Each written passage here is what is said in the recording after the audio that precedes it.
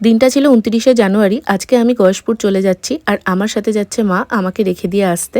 Lunch complete করে তখন বাজছে প্রায় ২:১০-১৫ আমরা বেরিয়ে পড়েছি আর বেরোনোর সাথে সাথেই কপালের জোরে টোটোটাও পেয়ে গেছি। আমাদের এখানে টোটোর এত সমস্যা, বেশ অনেকটা টাইম টোটোর জন্যই দাঁড়িয়ে থাকতে হয়। এসেই টিকিট কাটা কমপ্লিট। টিকিট কাউন্টার আজকে ফাঁকাই ছিল আর দেখো স্টেশনটাও কিন্তু বেশ ফাঁকা ফাঁকা।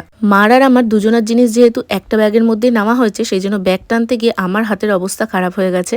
হাতে এখনো ১৫-২০ মিনিট আমরা একটুক্ষণ ওয়েট করছিলাম। এই ট্রেনটায় আমরা রানাঘাট অবধি যাব। রানাঘাট থেকে ট্রেন আবার চেঞ্জ করব। চেঞ্জ করার কারণ হচ্ছে এই ট্রেনটা না বেশ ফাঁকা ফাঁকা যায় আর মার যেহেতু পায়ের প্রবলেম, সেই জন্য আমরা একটু ফাঁকা ট্রেনেই যাওয়ার চেষ্টা করি। ট্রেনে উঠেই জানলার ধারে জায়গা পেয়ে গেছি।